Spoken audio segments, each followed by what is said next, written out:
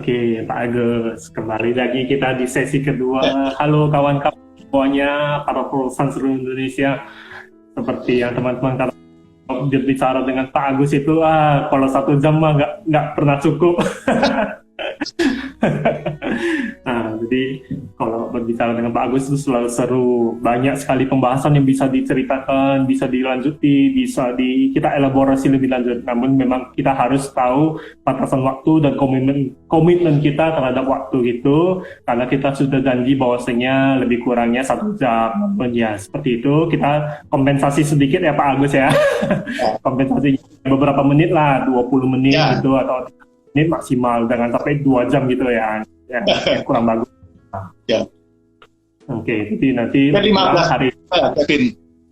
15 Mungkin sekitar menit 15 menit aja. lebih kurang seperti itu teman-teman. Jadi kita juga menghargai waktunya teman-teman.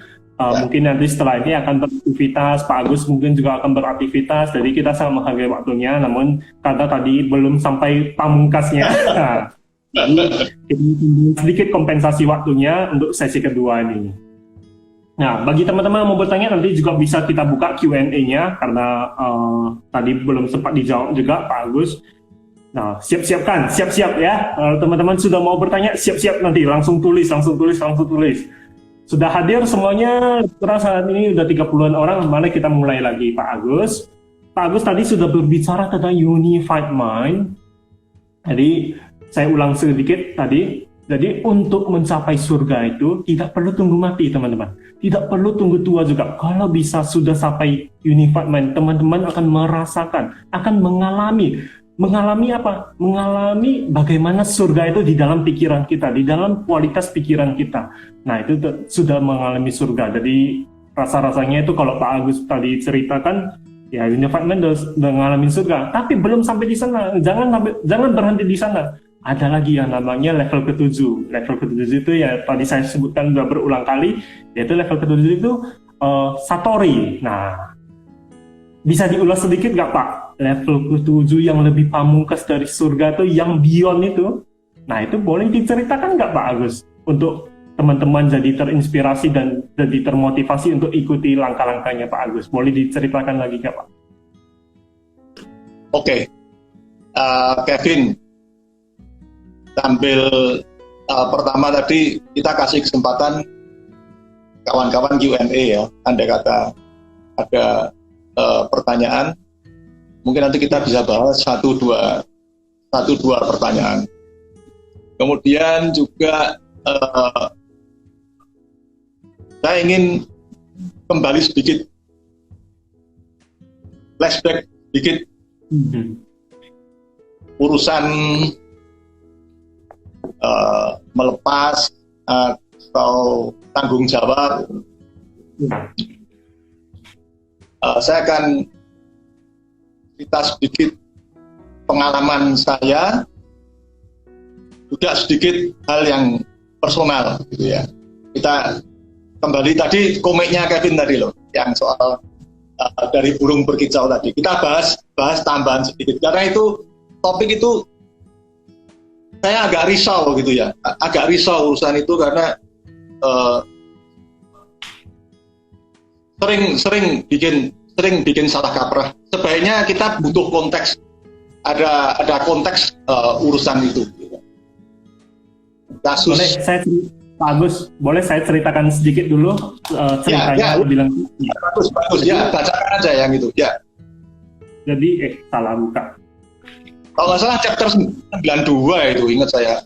Tempat saya sih nggak ada gambarnya. Saya punya yang bentuk komik-komik juga ya. Jadi judulnya itu teman-teman bisa lihat, Nelayan yang Berkecukupan. Nah, ceritanya itu tentang sebuah nelayan yang sudah santai-santai di pantai karena dia sudah mengambil cukup banyak ikan menurut dia. Dan ketemu seorang pengusaha yang sudah kaya. Dia berdialog dengan nelayan tersebut. Nah, mengapa kamu tidak menangkap lebih banyak ikan lagi? Lalu nelayan tersebut bilang, buat apa? Ya, agar dapat lebih banyak duit, kata pengusaha tersebut. Lalu kamu bisa beli, tadinya dia kan pakai perahu dayung, nah sekarang boleh pakai perahu motor. Kalau sudah punya duit lebih banyak lagi, perahunya bisa dari 2, bisa jadi 3. Lebih lanjut lagi bisa punya pabrik, bisa sewa orang lain untuk mengambil ikannya. Nanti kamu bisa kaya raya. Nanti akhirnya kamu bisa lebih santai lagi, bisa menikmati hidup. Nah itu singkatnya ya. Lalu dia bilang di nelayan tersebut tanya lagi, oh kalau sudah seperti itu, emangnya apa? Emangnya ngapain sih saya seperti itu? Ngapain sih saya sampai punya pabrik, sampai kaya raya gitu? Ya untuk menikmati hidup, kata pengusahanya. Nah jadi si nelayan nyeletuk lagi nelayannya. Emangnya yang sekarang saya lakukan bukan menikmati hidup? Nah itu dia. Mungkin akan salah kaprah di sini.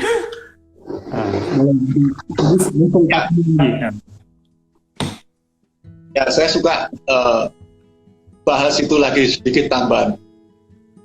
Kawan-kawan kalau ingin baca detailnya juga bisa buka di internet.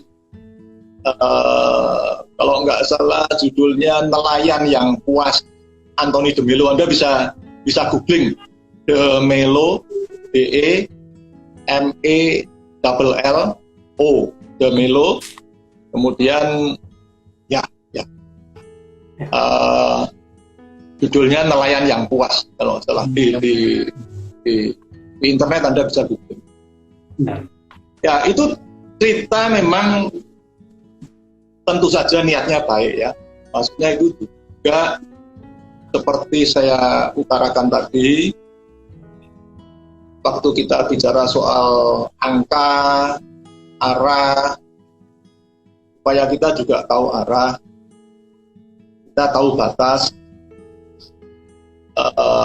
ada ancer-ancer, tidak berlebih-lebihan, dan tahu arahnya kita mau untuk apa. Itu bisa ditafsirkan seperti itu, agar Anda tidak lost control, tidak diperbudak urusan materi, keuangan, dan Anda bisa menggunakan waktu Anda untuk sesuatu yang lebih berkualitas.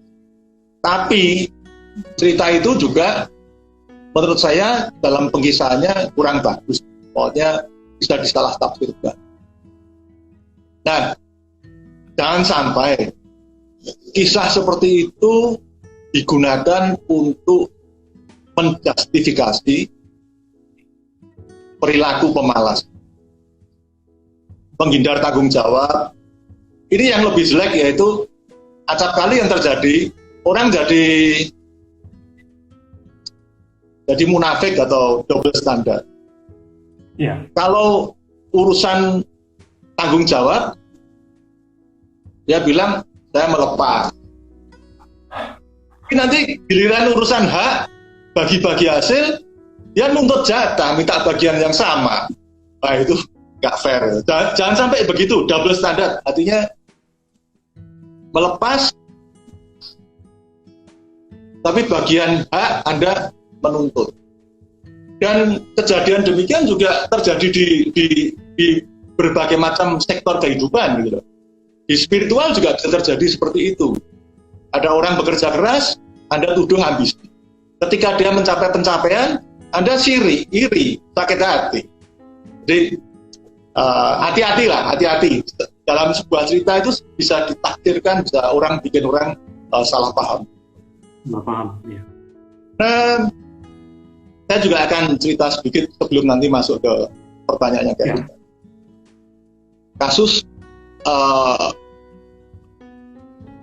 pribadi saya praktek meditator. Ya. Kita bicara skin and the game. Oh, skin and the game. Skin and the game.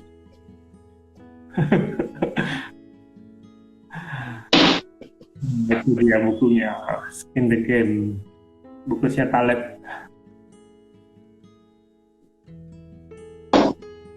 Ya, skin and the game itu maksudnya ini sering diungkapkan oleh Warren Buffett. Ya, jadi judulnya si Taleb, Skin and the Game. Jadi orang itu skin and the game, artinya kalau melakukan sesuatu ya Anda berani tanggung risikonya, atau nggak cuman bisa ngomong gitu, tapi juga bisa ngelakoni, bisa jalan. Nah, saya praktek meditasi.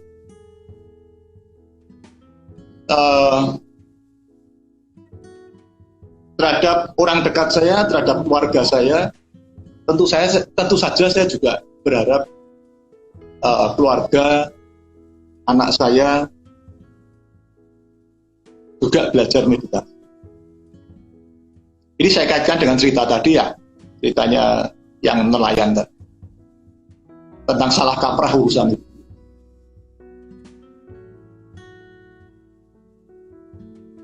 Anak saya yang besar, si Yoko. Ya, anak saya ada dua, satu si Kevin, namanya sama-sama Kevin, sama Yoko. Yang kecil Kevin, dia cacat autis, handicap, dependen pada orang lain. Yang besar Yoko, 31 tahun. Kevin usia berapa?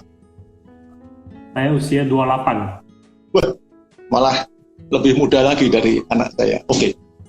Yoko 31 tahun.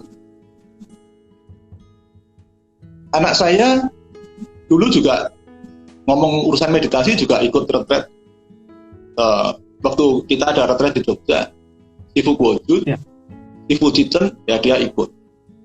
Tapi dia jarang meditasi. Tidak serajin saya. Dia rajinnya kerja sama belajar. Bacaannya lebih banyak dari saya. Jadi boleh dibilang 10 tahun terakhir ini saya nggak pernah beli buku, karena bukunya saya pinjam anak saya. Ada urusan apa saya ya tanyanya sama anak. Urusan jadi Yoko gantiannya. Ya. Urusan investasi pun dia lebih pintar dari saya. Jadi kalau ada kawan, kadang itu Bro Akim atau Bro Anton, dokter gigi yang di Palembang itu, kalau tanya urusan investasi, saya kasih nomornya anak saya, karena dia lebih up to date ketimbang saya. Jadi anak saya senangnya belajar dan bersemangat kerjanya. Belum senang meditasi. Sekali aja lah dia meditasi. Saya nggak paksakan gitu, saya nggak mendesak. Jadi sebagai orang tua, saya sudah berterima kasih, sudah bersyukur bahwasanya anak saya punya jiwa pembelajar dan semangat kerja. Saya sudah bersyukur, saya sudah senang. Pokoknya kalau orang senang belajar, orang cerdas, menurut hemat saya, urusan Chan atau urusan meditasi itu hanya soal waktu, itu konsekuensi natural aja. Cepat atau lambat itu konsekuensi natural aja. Jadi saya nggak maksa. Saya bilang saya bersyukur karena ya andai kata Kevin besok punya anak, kamu kan juga nggak ingin toh punya anak kayak kasus nelayan gitu. Belum apa-apa, nggak ada prestasi, udah maunya santai-santai melok. Nggak susah. Kalau punya anak kayak gitu apa nggak susah? Mending kalau dia masuk monastik sekalian. Tepuk jidat, Pak. Kalau dia masuk monastik sekalian karuan. Itu pun orang masuk monastik, misalnya di DDM. Ya. Itu Anda harus giat belajar, harus giat berlatih, giat bekerja dan giat melayani. Nggak cuma ngongkang-ngongkang. Kalau Anda kerjanya cuma nungkang-nungkang, ya dimanapun Anda bikin susah orang lain. Iya, itu, iya. Kembali ngomong kisah tadi, saya berharap itu jangan sampai jadi orang salah kaprah. Itu penjelasan saya. Iya. Nah, iya. Tadi Kevin, ya Kevin ngomongin soal kita bicara ya level surga tentang surga. Pak Agus berbicara surga itu nggak usah tunggu mati, nggak usah tunggu tua, bisa dicapai langkah-langkahnya jelas, langkah-langkahnya tadi udah dijelaskan, capailah unified mind. Mau tahu apa itu unified mind? Ya lihat lagi kembali ke talk show kita sebelum-sebelumnya di bulan Mei kemarin, atau lihat di Instagram TV-nya yang dibahas oleh Bu Nini, ya, adiknya Pak Agus, sudah dijelaskan lengkap dari skala 1, level 1 hingga level 7 itu bisa di search lagi, bisa dilihat lagi kembali. Nah, jadi kita bisa menghemat waktu untuk tidak membahas dari level 1 hingga level 7. Nah, namun tadi Pak Agus juga menyampaikan bahwasanya surga itu memang bagus untuk dicapai, memang bagus, jika mati masuk surga itu bagus. Tapi ada satu lagi yang lebih pamungkas, yang lebih tinggi lagi dari level 6 tadi, itu level 7 Satori. Boleh diceritakan sedikit nggak Pak? Sedikit aja, jangan terlalu banyak juga. Jadi unified mind atau keadaan manunggal itu bukanlah akhir. Kendati keadaan unified mind yang mana punya kualitas surgawi tersebut luar biasa dahsyatnya, membahagiakan. Tapi kalau Anda berada di situ berulang-ulang, berpuluh-puluh atau bahkan beratus-ratus kali untuk waktu yang cukup lama, ya kalau Anda cukup cerdas, punya poin yang ketiga tadi, kita atau wimansa gitu ya, Anda juga akan sadar. Yang ibadah 4 tadi ya, yang poin ketiga sama keempat, Anda bisa melihat dengan cerdas, bisa mengevaluasi dengan cerdas, otaknya dipakai. Anda juga akan sadar secara intuitif bahwa keadaan surgawi itu bukanlah pamungkas. Sehingga akhirnya keadaan yang manunggal ini pun pada akhirnya dalam tanda kutip nggak dilepas. Saya cenderung pakai tanda kutip supaya nggak salah. Penjelasannya agak panjang, tapi sebaiknya saya tanda kutip. Dan ini yang saya mengharap agar diskusi kita rounded ya, terkait dari depan sampai belakang. Dalam keadaan unified mind, pada akhirnya pun juga dalam tanda kutip dilepas. Inilah korelasinya nasihat Bante Dhammika, yaitu melepas from a position of strength. Jadi kita melepas dari posisi unified mind. Itu adalah melepas from a position of strength.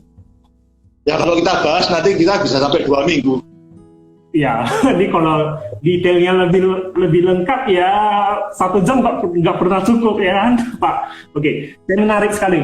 Tadi Pak Agus sudah berbicara syarat-syarat masuk surga, tiket masuk surga itu unified mind minimal unified mind ya. Betul ya Pak Agus?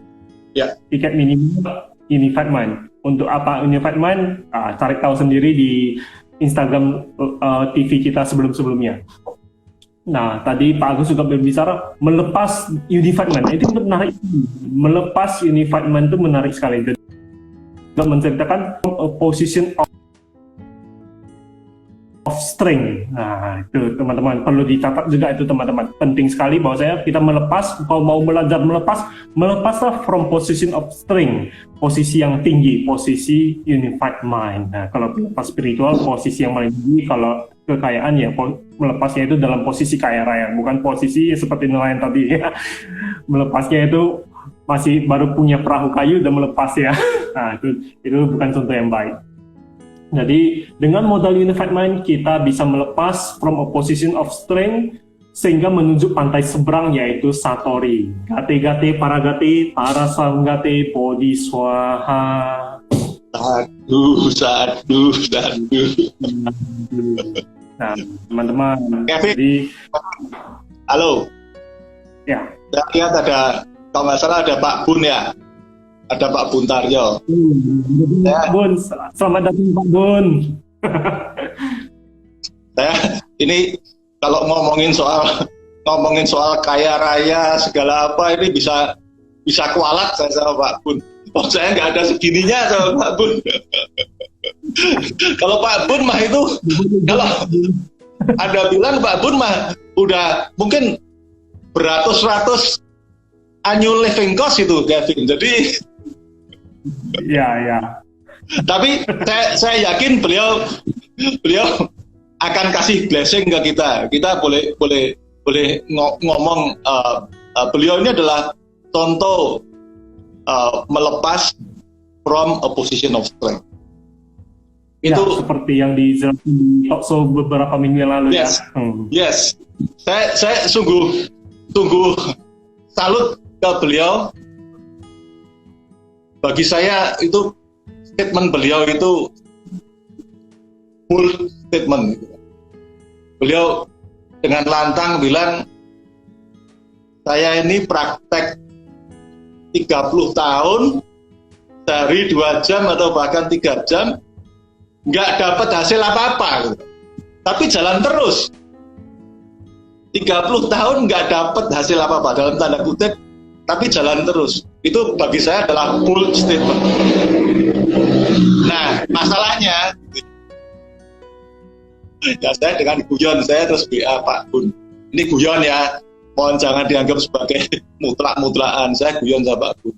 Nah iyalah, Pak Bun bisa bikin bold statement lah. Pak Bun itu udah punya segalanya, tim ahli Waspres udah punya segala-galanya.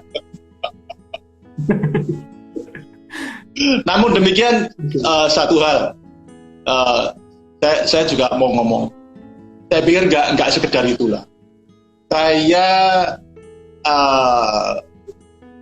kenal Pak Bun mungkin 11-12 tahun. Sejak awal-awal Sun Forest, beliau founder Sun Forest. Awal-awal itu tanpolnya masih di bawah, masih sederhana seadanya. 12 tahun bukan waktu yang pendek, dan kita rutin setiap hari, bukan sekedar say hello enggak, kita rutin sekian tahun selalu ada interaksi kegiatan, bahkan sesekali juga bisa sampai urusan duit juga kadang. Nah, saya bilang 12 tahun bukan waktu yang pendek. Tidak pernah sekalipun saya merasa beliau ada kasar ngomong membuli atau niatnya nggak pure gitu. Jadi beliau ini founder, membantu sekedar betul-betul memfasilitasi, tidak sekalipun mengharap kembali. Ibarat lagu anak-anak itu loh, kasih ibu Ya. hanya memberi, tidak mengharap kembali gitu ya. Oke, salut Nah, itu sama Pak Bun. mumpung begini saya serius, saya tidak bermanis mulut, tidak lip service. Itu nggak sembarangan. Saya nggak tahu, saya hanya bisa bilang 12 tahun testimoni saya tidak sekalipun dia mengharap kembali. Dia betul-betul melayani, memberi, memfasilitasi, tidak sekalipun ada, bahkan gestur sekalipun nggak pernah ada seperti itu. Oke Kevin, monggo. Baik. Jadi, oke, salut juga dengan Pak Buntario ya. Nah, jadi panutan kita juga salah satunya itu Pak Buntario, pendiri dari Sun Forest. Bagi teman-teman yang belum belum dengar talkshow-nya, bisa tonton kembali di Instagram TV kita juga sebelum-sebelumnya. Kalau nggak salah 2 minggu yang lalu ya, kalau nggak salah. Oke. Nah, jadi kalau teman-teman mau bertanya, silakan bertanya ya teman-teman ya. Nah, Tadi Pak Agus juga ceritakan sudah panjang lebar bagaimana kaya raya, bagaimana sukses di spiritual juga, itu juga sangat menginspirasi kita juga Pak Agus. Nah, kalau saya mau tanya nih Pak Agus ya, ini kita tanya terus terang aja, tapi bukan berarti mendoakan ya. Andai kata nih Pak, andai kata Pak Agus ini meninggal dan tak ada yang bisa Pak Agus warisi selain sebuah pesan. Apa ini satu pesan kepada saya dan kawan-kawan followers seluruh Indonesia yang masih join sampai hari ini?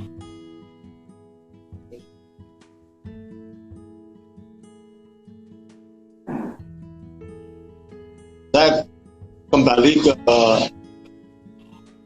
topik kita, ke topik diskusi.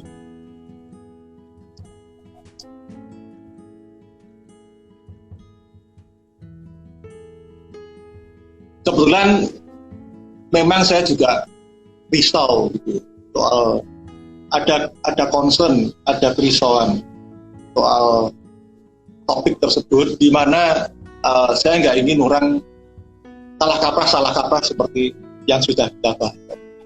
Jadi mohon jangan salah kaprah. Hati-hati, yang cerdas, teliti, ditimbang-timbang. Jadi poinnya, bicara kekayaan finansial itu penting ya. Kekayaan finansial penting. Jangan bilang nggak penting lah ya. Jangan bilang nggak.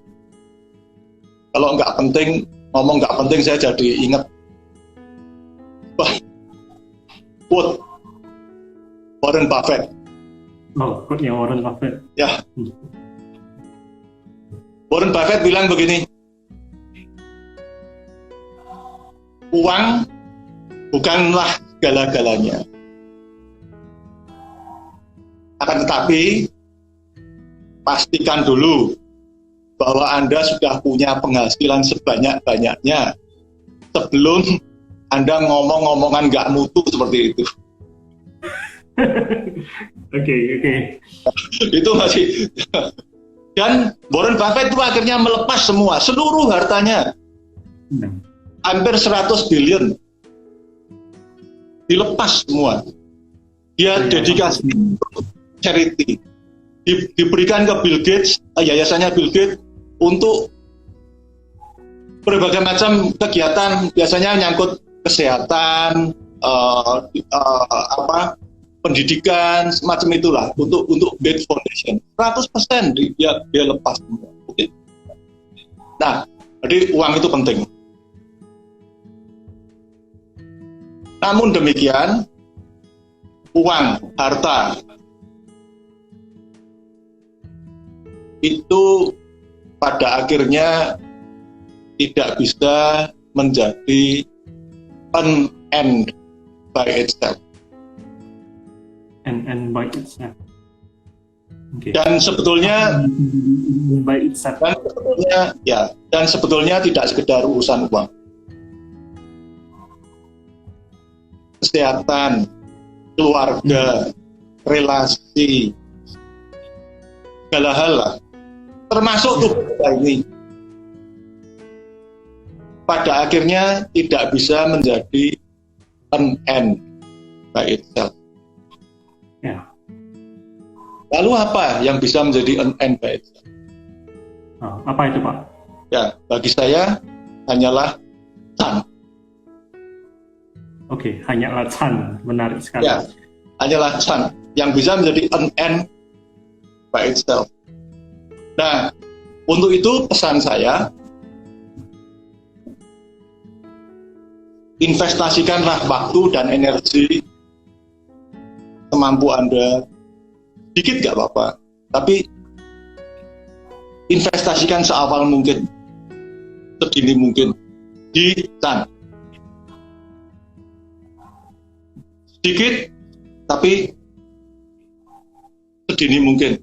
Karena kekuatan Chan itu tumbuh sebagaimana urusan investasi. Dia tumbuh secara compound interest. Dan bunga tanpa berbunga. tanpa terasa investasi Anda akan pelan-pelan, tanpa Anda sadari, pelan-pelan akan berdampak positif ke seluruh sendi-sendi kehidupan Anda. Paling tidak, testimoni saya di awal tadi, gara-gara saya minat Chan, saya jadi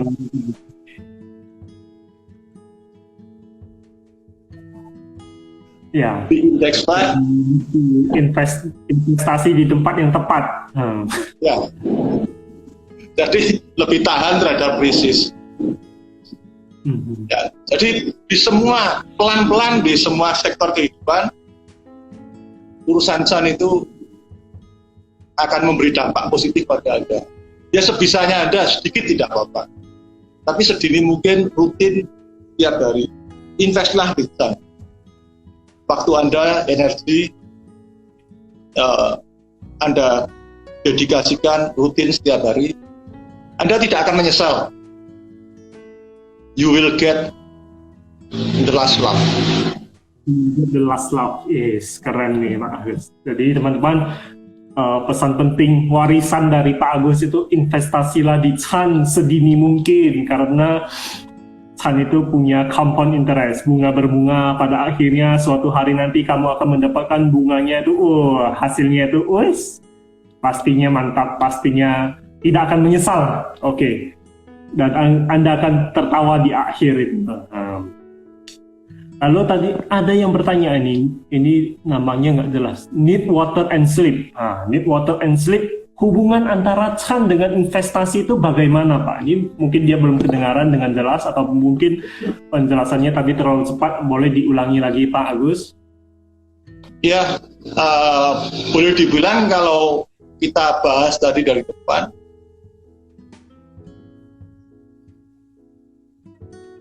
kan terkait gitu. Tadi saya bilang, misalnya saya contoh indeks fund tadi. Dua, ya indeks fund tadi gara-gara saya belajar Chan, saya jadi masuknya di indeks fund. Itu contoh. Ya. Salah satu contohnya karena sudah belajar Chan, tahu mau invest di mana. Salah satunya itu tadi invest di indeks S&P 500. Ya. Nah, kalau tadi S&P 500 ini terdampak krisis juga Pak. Bagaimana nih Pak? Ya, di hedge toh ya. Ada hedge ke instrumen lain yang gerakannya tidak tandem. Yang tidak tandem dengan S&P 500. Oke. Jadi di poin lain, di poin lain,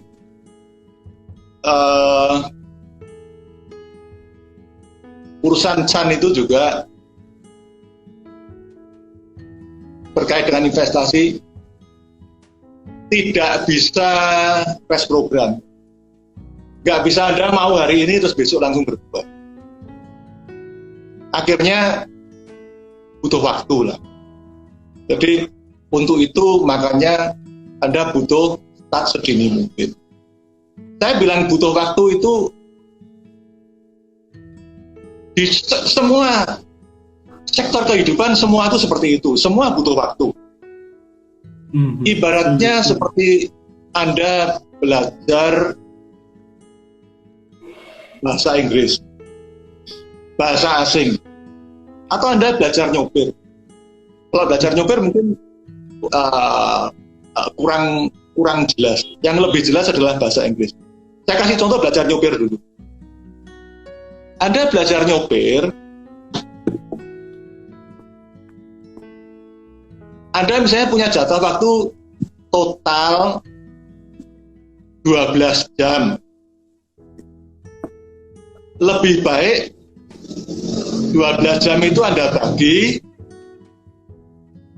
sejam, mungkin dalam satu bulan 12 kali. Tiap minggu Anda belajar 1 jam, atau 3 jam, 4 minggu lah. Ya, boleh. ketimbang Anda dalam sehari Anda mau kerjakan 12 jam belajar nyopir ya tetap nggak bisa gitu. Betul nggak? Jadi kalau Anda minggu pertama Anda belajar 3 jam, minggu kedua Anda belajar 3 jam, minggu ketiga 3 jam, minggu keempat 3 jam. Itu contoh bahwa di semua sektor kehidupan tuh nggak bisa Anda crash program. Nggak bisa buru-buru hari ini langsung besok berbuah, nggak bisa. Sama juga belajar bahasa Inggris atau bahasa asing. Butuh waktu semua. Kalau Anda punya waktu misalnya total 100 jam. 100 jam Anda mampatkan dalam waktu misalnya 1 minggu atau 10 hari. Ya lebih baik Anda bagi 100 jam itu selama 4 bulan atau setengah tahun. Itu lebih efektif. Nah, begitu pula urusan praktek. Nah, itu makanya saya bilang start small, tapi sedini mungkin. Oke. Jadi teman-teman kalau mau investasi di Chan juga investasilah waktunya sedini mungkin. Start kecil-kecilan dulu 1 jam atau di bawah 1 jam juga nggak masalah, tapi sedini mungkin. Jadi nanti akhirnya kamu akan mendapat hasilnya juga. Pak Buntario juga bilang nih, Pak Agus patron saya. Nah, teman-teman, kalau teman-teman merasa sudah mendapat manfaat dari Chan, boleh dong tolong tulis testimoninya, tolong tulis komennya. Saya juga mau tahu teman-teman yang sudah mendapat manfaat dari Chan itu siapa saja. Jadi bukan hanya Pak Agus sendiri yang bercerita, tapi saya mau tahu teman-teman follower Chan seluruh Indonesia ini yang sudah mendapatkan manfaat dari Chan itu siapa saja. Nah, saya lanjut pertanyaan berikutnya. Ini mungkin pertanyaan terakhir dari Cilinda Chua. Bisa jelaskan pertanyaan Bapak tentang orang pintar, belajar Chan hanya cepat atau lambat? Nah, Oke. Atau boleh, nah ya saya ya, kalau mau kasih tanda jempol kalau sudah mendapatkan manfaat, boleh kasih jempol atau tulis saya. Saya mau tahu juga nih ya. Terima kasih Kevin, kamu jago banget. Kamu jadi moderator jagoan, Mbak. Thank you Pak Agus, sama-sama belajar nih Pak Agus. Saya juga belajar dari Kevin. Maunya apa? Cara Anda bawakan, cara Anda pilih judul. Saya juga belajar dari Kevin. Oke, kita bahas pertanyaan terakhir ya dari Linda. Itu saya kaitkan dengan cerita saya skin in the game. Ya. Jadi saya sebut pintar tadi tidak selalu konotasinya pintar sekolah ya. Tidak selalu konotasinya IQ. Pintar atau cerdas tadi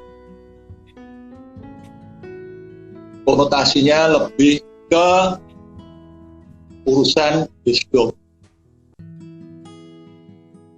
Cerdas lah, cerdas. Saya suka menggunakan istilah cerdas. Linda itu juga termasuk cerdas. Kalau ingat dulu zaman masih di Jogja, waduh. Tapi setelah hilang 5 tahun akhirnya dia juga kecantolnya di Chan gitu. Di Chan juga ya. Itu dulu, aduh, padahal minta ampun gitu. Si Linda itu juga, dia kan dari Wihara Buddha Prabha. Ya puter-puter akhirnya dia berlakunya di Chan. Tapi oke. Jadi maksud saya adalah wisdom. Aku ngomong soal skin and the game. Dan ngomong skin and the game, tadi saya bicara soal anak. Ya. Saya misalnya dengan anak, saya jarang memberi nasihat panjang-panjang gitu, atau bahkan jarang memberi nasihat. Satu, orang tua lebih baik action speaks much louder than words. Jadi ya hidup Anda yang Anda lakoni itu lebih berdampak lah. Nah, kalaupun memberi nasihat, memberi arahan, saya hanya bilang prinsipnya beginilah. Jadi orang itu yang cerdas, jangan bodoh. Sesimpel itu. Maksud saya, kalau saya bilang cerdas, jangan bodoh itu, setiap tindakan seperti 4 ibadah itu, dipikir dulu, dikerjakan dengan antusias, jangan sampai Anda menyesal melakukan sesuatu yang bodoh dan sungguh tidak enak. Tadi, who will get the last laugh? Ya, sungguh tidak enak kalau kita dikatakan I told you so, gitu. Kan, gitu. Itu ada bang. Told you so. Nah, itu bahasa Indonesia ada loh, ada istilahnya loh Pak. Ya, gimana Kevin? Kan? Nah, jadi kalau bahasa Inggrisnya panjang-panjang, kalau bahasa Indonesia lebih gampang lagi. Kan? Oke Kevin, saya pikir cukup gitu.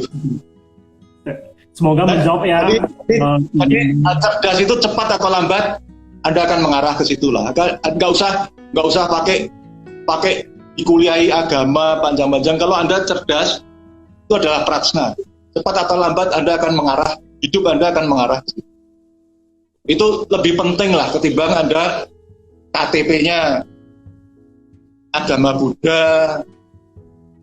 Itu nggak terlalu penting lah. Yang penting adalah Anda punya wisdom, itu lebih penting. Karena cepat atau lambat Anda akan mengarah ke situ. Kalau Anda punya wisdom, atau sebaliknya, walaupun KTP Anda punya 10 isinya, punya label-label, punya spanduk Buddha, kalau Anda nggak punya wisdom ya kan, gitu aja lah nanti akhir-akhirnya. Kan, udah dikasih tahu berulang kali kan. Nah, oke, terima kasih teman-teman. Saya bacakan dulu siapa-siapa aja yang sudah jawab saya. Oh, ada Indra Mahendra, ada Sugi, ada Fitradi ya. Oke, banyak sekali. Ada Wiwi, Tony, Kojemi, Rini, Sobianto, Kusubi, apa kabar? Yacien, Vivi Yunita dari Medan, Cinini, ya adiknya Pak Agus. Dedi Jambi, ya, Kwan Xiaoping dari Medan, Maggie, Julie, Vivi, Pak Buntario, Pak Buntario udah pastilah.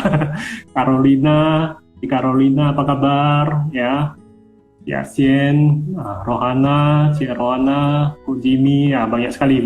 Oh, nggak kebaca semua, maaf, nggak kebaca semua ya.